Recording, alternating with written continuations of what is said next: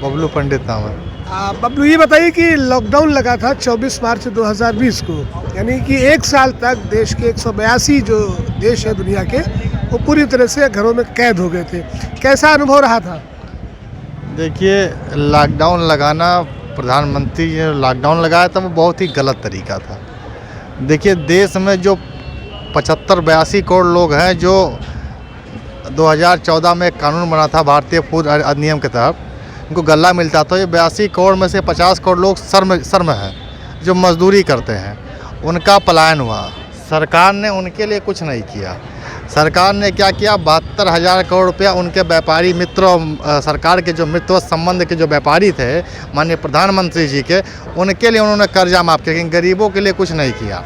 आज कोरोना ही नहीं, बाकी बहुत बड़ी बीमारियां हैं जो प्राइवेट डेलीगेशन लेके आ रहे हैं माननीय प्रधानमंत्री जी, रेलवे, एयरपोर्ट, BCCL सब बेच रहे हैं।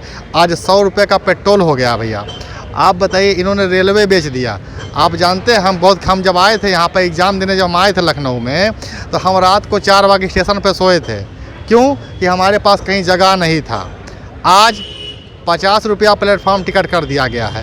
तमाम नौजवान, मान लीजिए कोई स्कॉलरशिप कोई भरता है वैकेंसी, उसका सेंटर लखनऊ आ जाता था, तो अगर रात को उस दिन में बैठता था तो रात को लखनऊ पहुंचता था, तो 4 बाग स्टेशन पे अपना दिन काटता था। आज सरकार ने क्या कर दिया, 50 रुपया प्लेटफॉर्म टिकट, वो भी 2 घंटे के लिए। रेलवे बेचा, एयरपोर्ट बेचा, कोरोना के आड़ में 3 बैंक बेचा। कोरोना आया था भैया बचाने के लिए, जनता को बचाने के लिए और पीड़ित की दवा कराने के लिए। 17 मार्च 2020 में जब कोविड के 13 पेशेंट थे, और जब आपने 2022 मार्च को संपूर्ण लॉकडाउन किया, 23 मार्च को खोला, और 23 मार्च को शाम को प्रधानमंत्री जी कहते हैं नहीं 15 दिन के लिए लॉकडाउन हो जाएगा। और जो 8 जुलाई को खोलते हैं तो भाई 16 लाख पेशेंट इस देश में हो जाते हैं।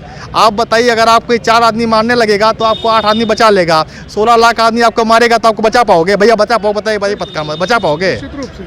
अब आप उसमें वैक्सीन बन गई। आपसे जब कोई 2 करोड़ रोजगार मांगे, 15 लाख रुपए खाते में मांगे, तब आप क्या कहते हैं, उसको लॉकडाउन के बहाने बना देते हो।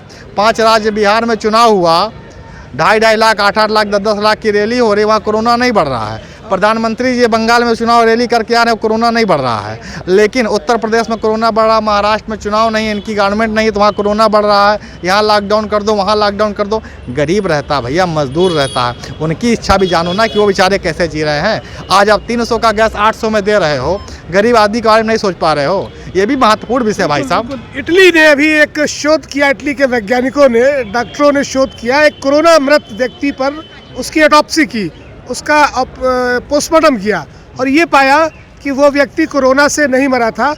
उसको थ्रोम्बोसिस नाम का एक बैक्टीरिया था, जिसके चलते रक्त की जो कोशिकाएं होती हैं वो जम जाती हैं, थक्के पड़ जाते हैं, जिससे ऑक्सीजन नहीं मिलती है, और हार्ट अटैक के चलते मौत हुई। तो इटली सरकार ने ये डिक्लेयर किया है कि कोरोना नहीं है। बिल्कुल कोरोना नहीं। हमने आपको पहले उदाहरण दिया ना कि जब अगर आपको 4 आदमी मारेंगे तो आपको 8 बचा लेंगे। अरे भाई, 8 जुलाई 2020 को जब लॉकडाउन खुला है तो 16 लाख पेशेंट कोविड के थे भाई, थे कि नहीं थे?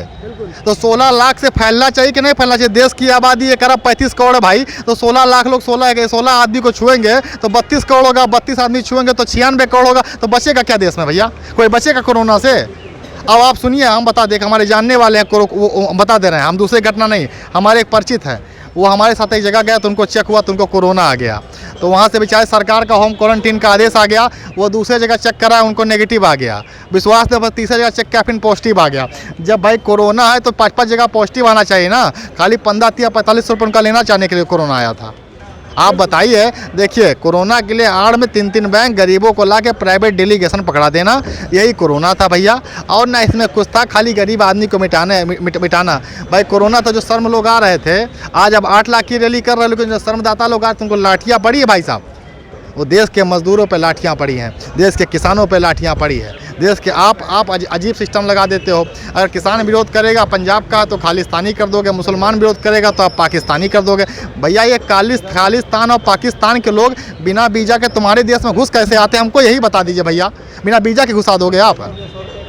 निश्चित रूप से सरकार